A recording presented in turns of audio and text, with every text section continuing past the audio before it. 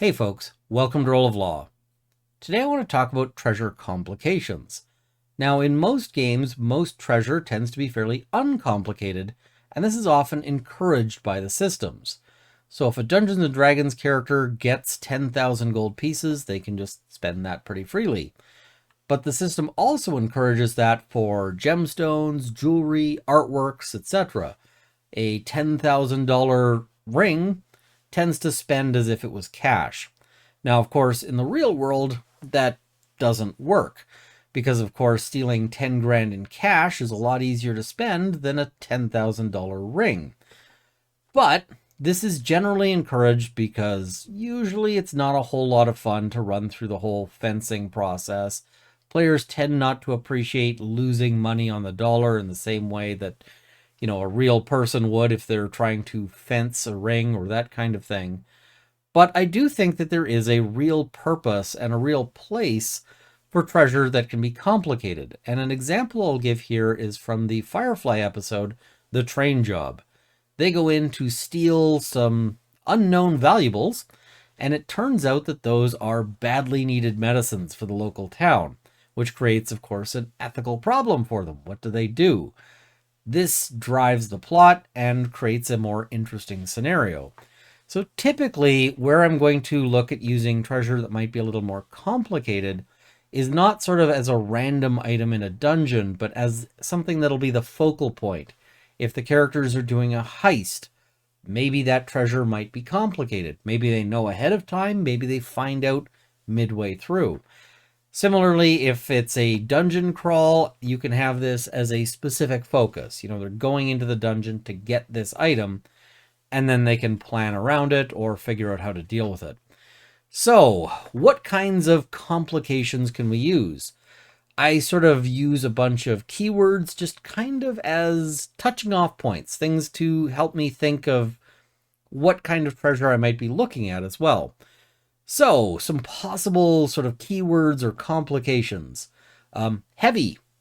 So you might have an item that's just difficult to move, like a full-size stone statue. It might be worth a tremendous amount of cash, but the players are going to have to figure out how their characters are going to deal with this. This one probably works best if they know it in advance. They're going on a heist, they're going to steal this really heavy statue. How are they going to manage that? Similarly, bulky. Something may not be heavy, or it might, but for instance, if you're stealing a cello, you're not easily going to be able to put it under a jacket and smuggle it out. That creates further wrinkles for how you can go about whatever operation you have. Contraband. The item itself that you're trying to get might be illegal. And not just illegal because you stole it and maybe killed the original owners, but something, if you think about the sort of real world analogy, drugs would be an example of contraband. But there's all sorts of possibilities, especially in sort of a magical game. All sorts of things could be illegal to have for some reason or another. Noisy. Now, that's anything that emits noise, either sort of automatically or when you handle it wrong. This, of course, can create special challenges, especially if it's in a heist. So a big set of brass wind chimes would be noisy. So would a live parrot. You're trying to, sneak a live parrot out of something. You can imagine that this would itself cause some problems. Hot. So items that are difficult to sell because they'll bring the attention of authorities or other powerful people. So usually this means that an item has to be distinctive in some fashion. You're not really going to have a particular gold piece that everyone's interested in unless it's somehow rare or special. But a stolen artwork could be, or a particular gemstone. If you steal the crown jewels, that'll definitely be something that will be hard to sell without attracting some additional information. Alive. Alive is a complication because, well, usually things that are alive stop being worthwhile if they die. I mentioned a rare parrot. Parrot might be noisy, but the parrot might also drop dramatically in value if you kill it to keep it quiet.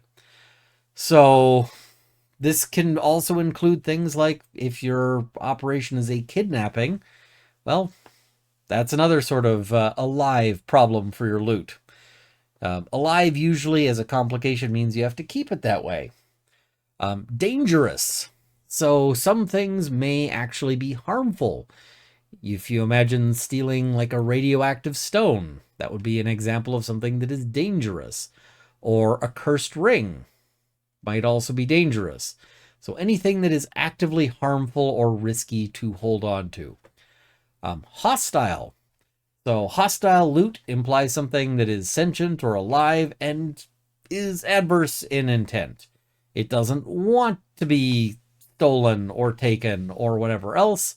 And so this could include, for instance, a kidnapped person, as mentioned, or maybe an intelligent magical sword, something along those lines. This will often include things that are dangerous or noisy as well. Fragile. So fragile things can't handle rough treatment. You have to sort of baby them along. So a glass sculpture, for instance, might be fragile. What are you going to do? How are you going to get that through? Tracked or scried. So something that leads trouble to you. That can sort of be over and above the idea of something that is hot and difficult to sell, because if it actively leads trouble to you, even if you're trying to hide it, well, then you've got to figure something out about that. Limited market. So some things might be really valuable to a really narrow subset of people. You can't just sell this to anybody. So as an example, picture a rare violin. Might be super valuable, but only to violinists. Or, artworks, same thing. Might be super valuable, but there might be a very narrow pool of people who are interested in buying it. So this tends to work well again for heists, because if you've got a place where you want the characters to go back to sell the item, well, this is a great way to ensure that they do. Something could also be perishable, so it could go bad. And this could be a short time frame or a longer time frame, and there may be ways to sort of defray it. But if you think about stealing an ice sculpture, it's not going to last long. Or at one point, pineapples were worth a ton of money. But of course, pineapples go bad, so you can't just keep hold of it.